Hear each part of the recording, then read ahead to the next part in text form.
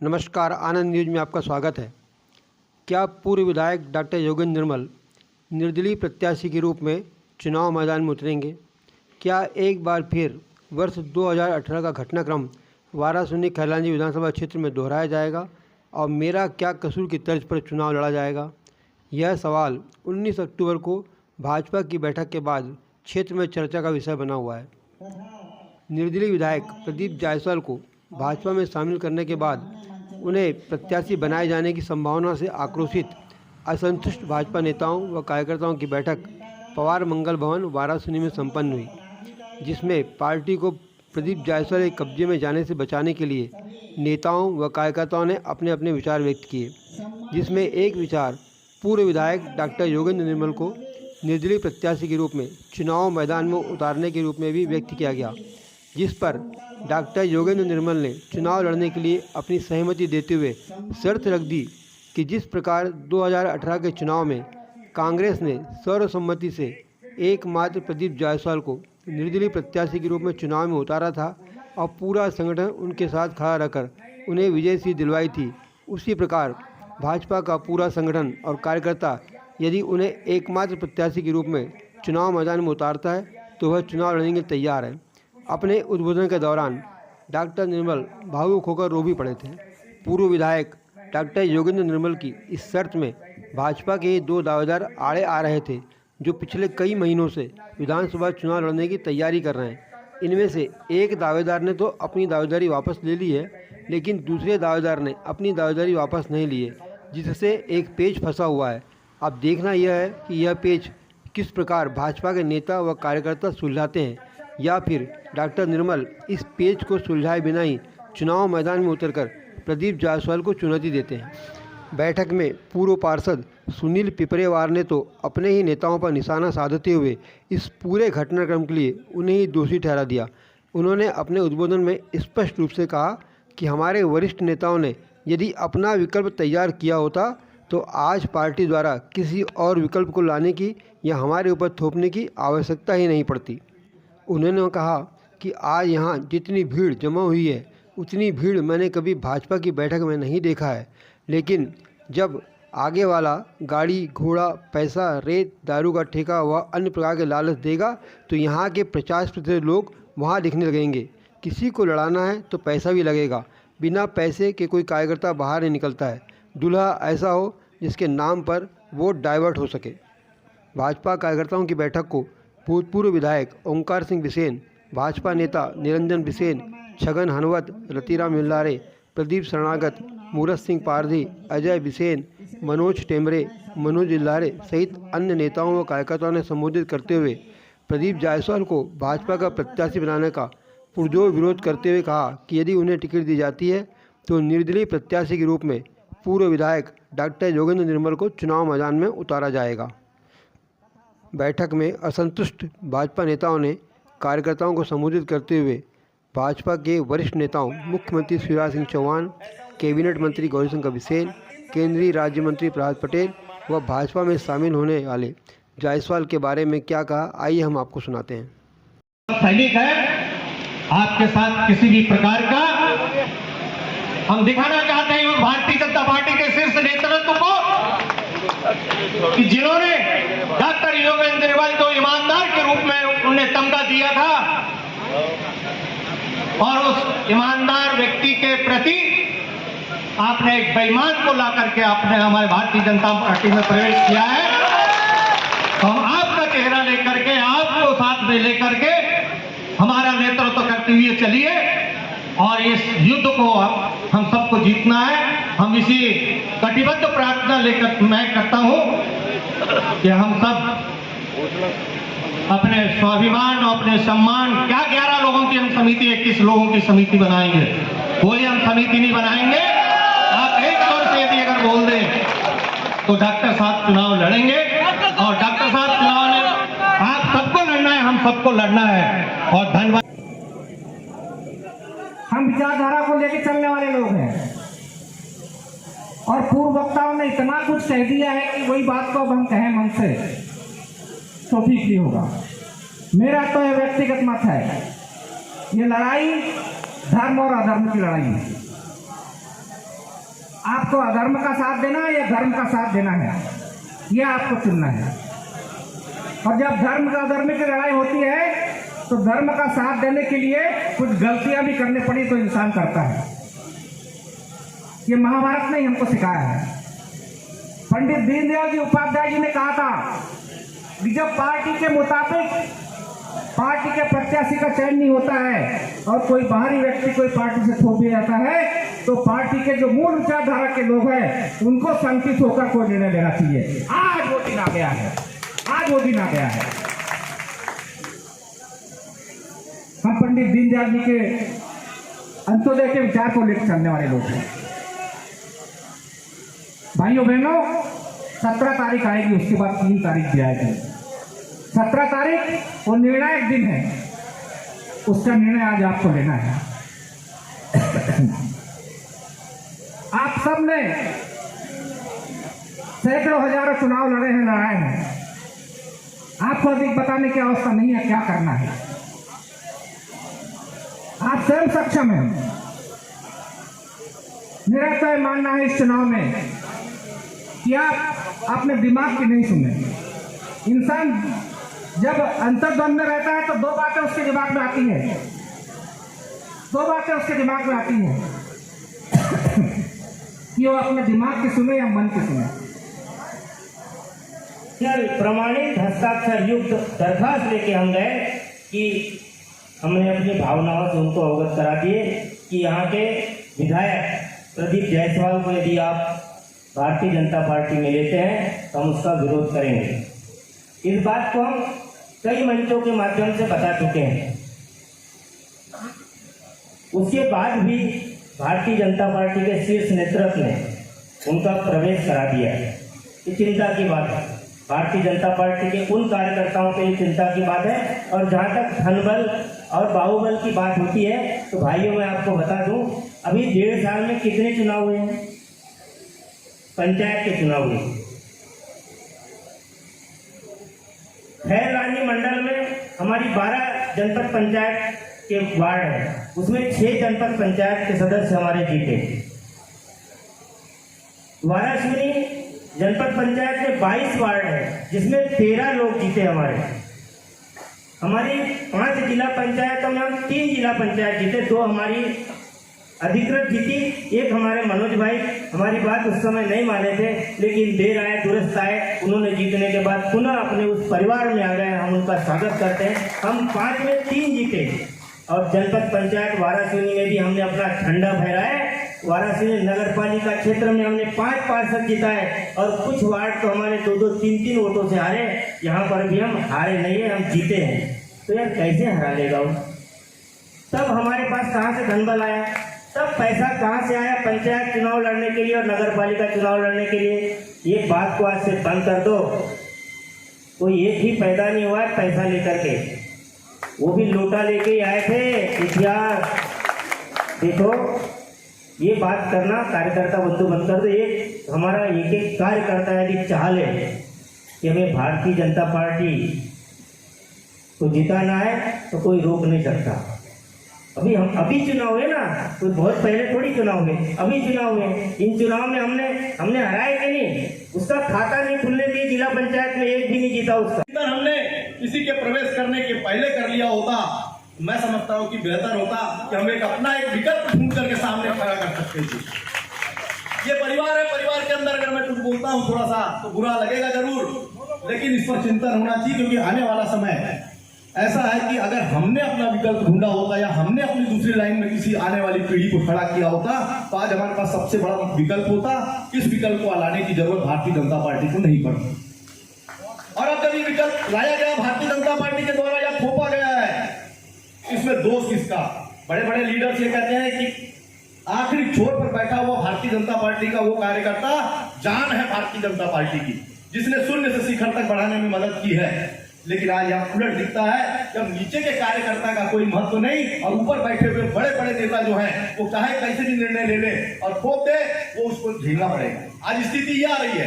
रही बात टिकट की घोषणा नहीं हुई ऐसा कहा जा रहा है, लेकिन उनके भाषणों में तो यही था कि वाराणसी ने एक बार फिर मध्य प्रदेश की विधानसभा में मंत्रिमंडल को सुशोभित करेगी, इसका आश्वासन लेकर के वो इस पार्टी के अंदर आए हैं, ऐसा प्रतीत होता है।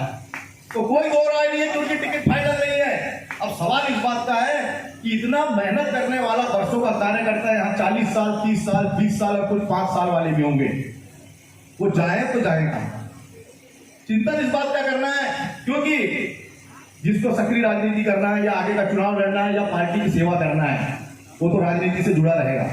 और जिसको कोई काम नहीं करना है, संन्यास लेना है, उसके लिए कोई विकल्प नहीं है। लेकिन जिसको पार्टी के अंदर रहना है, उसको विकल्प ढूंढना होगा। जैसा अभी पुनरावृत्ति की गई कि इसके पूर्व के चुनाव में उनके द्वारा निर्दलीय लड़ा गया और निर्दलीय क्या उनके साथ कांग्रेस रही और वो विजयी हुए।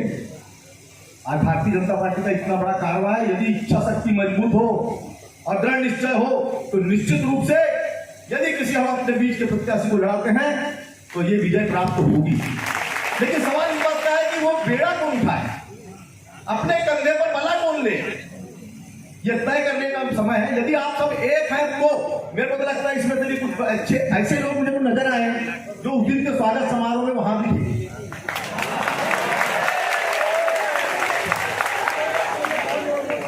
आज से यहाँ इतनी बड़ी भीड़ जमा हुई, इसके पहले मैंने कभी नहीं देखा भारतीय जनता पार्टी के किसी निमंत्रण पर इतनी भीड़ आती रही होगी। आज तो यहाँ ये देखने आए कि यहाँ होने क्या वाला है, क्योंकि वहां जाकर देख के आ गए कुछ के मन में जो लालसा है कि माल मिलेगा। हम क्यों कुर्बानी दें, हमको तो पार्टी के साथ रहना है, क्योंकि हमारे नेताओं ने सिखाया कि पार्टी हमारी मां होती है।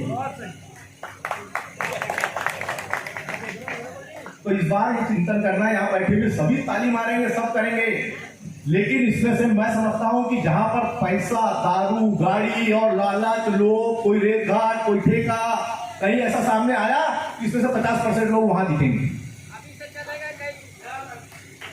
हमको पहले दृढ़ निश्चय करना पड़ेगा। इसमें सब बैठे हैं आप लोग, तमाम ऐसे अनुभवी लोग हैं कि जिसमें निर्णय लेना है तो एक साथ लो निर्णय, उसमें कितने लोग आ रहे हैं साथ में ये भी बोलो। ऐसा नहीं कि आज यहाँ दिख रहे 100 और कल बन गए 50। और किसको लड़ाना है, लड़ाना है तो पैसा भी चाहिए, खाली पीली चुनाव नहीं होता। दोनों पार्टियां लड़ी हुई इस समय, एक पार्टी को स्वयं इतना बड़ा मालदार व्यक्ति है कि उसको पार्टी के पैसे की जरूरत नहीं होगी, लेकिन दूसरी तरफ कांग्रेस भी अड़ी हुई है कि सीट पर दाव लगाकर चल रही है। ऐसे में हम तीसरा विकल्प ढूंढ के लाते हैं तो पैसे की भी जरूरत पड़ेगी, बिना पैसे के कोई कार्यकर्ता अपने घर के बाहर नहीं निकलता। वो सोच लो सर, वो सोच लो, चंदा करेंगे। और भी विकल्प है जो हमारे पास है ऐसे कि कहां से और बहुत बड़ा भी चंदा मिलेगा, लेकिन दूल्हा कौन बनेगा ये तो सोच लो। दूल्हा भी ऐसा होना चाहिए कि मजबूत लगे, जिसके नाम पर भारतीय जनता पार्टी का वोट डाइवर्ट हो सके, आम जनता का वोट डाइवर्ट हो सके। ऐसा नहीं कि सिर्फ अपने को शादी लगाने जाना है, दूल्हा लाना है तो दूल्हा तैयार कर दो कोई भी, तो पता चला कि फिर वही टाटा फिसर आखिरी के 2 दिन हम लोग गायब। तो ऐसा ना हो, एक अच्छा समय है यहाँ, दृढ़ निश्चय। हमको भी राजनीति करना है, सोच इस बात का है। अगर हम आज विद्रोह करते हैं तो जाएंगे कहाँ, यदि घर में बैठते हैं तो जाएंगे कहाँ। यदि हम अभी घर में बैठते हैं तो कलंक बाद में भी लगेगा, पार्टी के साथ थे नहीं थे और चले गए बाहर तो भी लगेगा कि आपने बगावत की थी, तो उसके लिए भी तैयार हैं। अब हमारे पास के जो वक्ता है, वरिष्ठ हैं, बहुत सारे यहाँ महिला। भारतीय जनता पार्टी हम छोड़ना नहीं चाहते, मजबूर है। हम अपने झंडे को नहीं छोड़ना चाहते, मजबूर है। हम अपनी भारतीय जनता पार्टी की टोपी को हटाना नहीं चाहते, हम मजबूर हैं।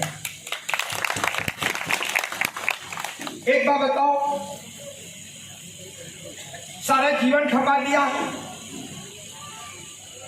हमारे कार्यकर्ताओं ने, हमारे नेताओं ने एक झटके में, और हमारे प्रदेश के नेताओं ने एक ऐसे शख्स को भारतीय जनता पार्टी में लिया जो सारा जीवन भारतीय जनता पार्टी को कोसता था, आरएसएस को कोसता था, सांप्रदायिक बोलता था।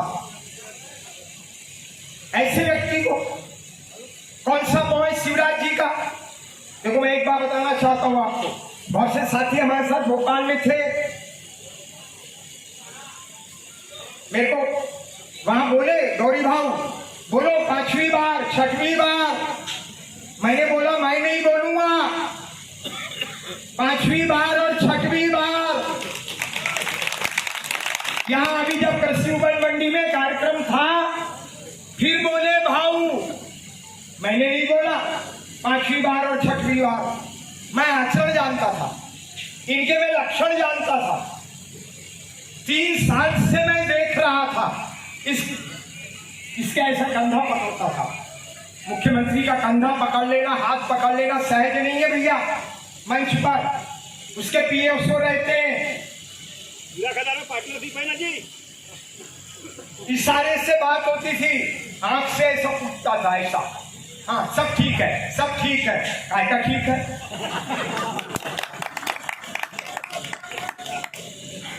हमको उल्लू समझ रहा है क्या? अरे भाई, हम आपके साथ 5 साल काम की सरकार में रहकर हमने सारे वर्गों को संतुष्ट किया, चाहे वो कोई समाज हो। कोई कमी की हमारे कार्यकर्ताओं ने, या हमारी जनपद में पुष्पा दीदी रही, ओंकार भाव रहे, राहुल रहा, इसमें सिंचाई प्रतिनिधि रहे, ये प्रदीपिया पंचायत में रहे, कितने सरपंच रहे, सारे लोगों ने आपकी सेवा की। कोई कमी की क्या? कोई कमी? 3 साल सरकार रहने के बाद हम दूध की मक्खी की तरह थे। लेकिन मेरे को एक बात बता दो, किसी कार्यकर्ता का काम रुकाओ तो हाथ होकर बोले मेरा काम रुका। थाने का, एसडीएम का, तहसीलदार का, फॉरेस्ट का, किसी का। अभी कुछ बोलते हम पार्टी के साथ जाएंगे। अच्छा, तुमको ट्रांसफार्मर होना था बड़ा वाला? हाँ डॉक्टर साहब, थाने में डॉक्टर साहब। आप फिर क्या बोलते हैं? गलत आदमी का साथ नहीं दूंगा बोलता है। अरे मैंने तो तुम्हारे रेल के ट्रैक्टर छुड़ाया,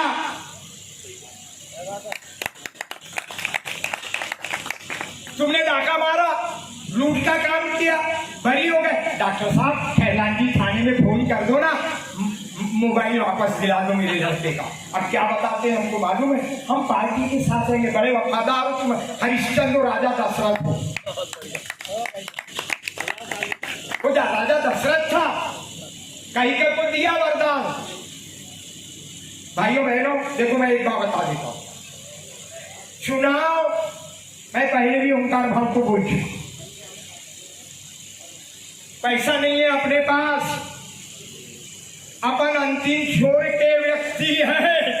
दोस्तों समझ लेना, डॉक्टर को झोंकना है तो डू और डाई करो और मरो, करो और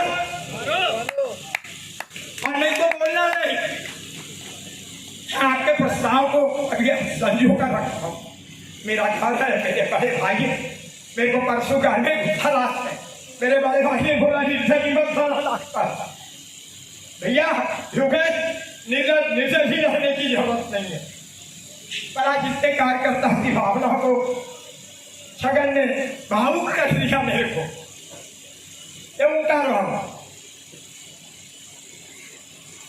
और मैं एक बात बोलता हूं, शिव पुराण पढ़ता हूं, लिखा है वीर पीठ नहीं दिखाते, मैदान छोड़ के भागते नहीं। हम इस संकट के भक्त हैं। और फिर देखो जितने लोग हो, फिर कोई लड़ना मत, सिर्फ डॉक्टर योगेंद्र बोलना तो लड़ेगा, कोई और खड़ा होगा तो मैं नहीं लड़ूंगा। जिसको लड़ना है लड़ लो, नेता मानना है तो एक को बना देना, जैसा कांग्रेस की उन्हें गुड्डा को बना दिए थे वैसा वैसा। और ये प्रण कर लो कि डॉक्टर को जिताएंगे, भारतीय जनता पार्टी की जीत करेंगे। अच्छा मेरे को एक बात, हमने पैसे दिए सबने, तब जिंदा रही आप, नहीं तो एक गुड्डा जायसवाल और इसका जो बास है ना बिग बास, वो खा जाता। बिग बास यानी समझे ना, शिवराज खा जाता। अच्छा अभी बताए ना कैसा भगा, एक झंडा नहीं, एक डंडा नहीं, कोई मिला नहीं। अभी मेरे को बताए लोगों ने, कुछ लोग बैठे थे बस स्टैंड के पास, परसों की बात है, तो वहां ऐसे लोग बैठे थे जिनको कोई लेन न देन। क्या बोले मालूम है? बोले अरे ये क्या भाजपा के कार्यकर्ता हैं? बोले मैंने सुन, क्या भाजपा के मैंने सुन रहा है ना, क्या भाजपा के कार्यकर्ता हैं? एक भी नहीं गए रे गुड्डा जायसवाल, एक भी। ये भारतीय जनता पार्टी देखो झाड़ भाई, झंडा दिल में है, टोपी दिल में है, श्यामा प्रसाद लड़ना ऐसे नहीं होगा। अच्छा हमको एक बात बताओ, लड़ना है कभी छगन ने कौन सी पंक्ति बताया? लड़ना है तो जीत के लिए लड़ना है, जुनून होना, जुनून। और ऐसे लोगों को बताना, कल मैं नाम लेके बताता हूं, ये छगन भैया बैठे, अभी आई बात कि नहीं बोलना चाहिए, जो कल गया वो आज आएगा। वो पार्षद 11 नंबर का उमेश लंदन वहां, वो गया वहां उतर रहा था। इसके लिए गरीबी में मैंने जब उपचुनाव हुआ था 1,42,000 रुपए वाहन में खर्च करके जिताए थे हमारे साथ। सुमन मैंने उसको बोला तेरे को अगली बार टिकट देगा, भूल जाना, बोला भैया भूल जाना। ये शीर्षक हमारा बैठा, ये प्रजातंत्र में मानने वाला है, हर कार्यकर्ता को आगे बढ़ाए। हमने हर जाके आशा की किरण लेके जाना, समिति बनाएंगे, तय करेंगे, नंबर ले लो और सब डटके रहना। देखो मेरे को या तो झोंको मत, और या तो चला दो, लंबा कर दो, और लड़ाना है तो सोच लो। भारत माता की जय, वंदे मातरम। आप सबके चरणों में प्रणाम करता हूँ, आप सबका अभिनंदन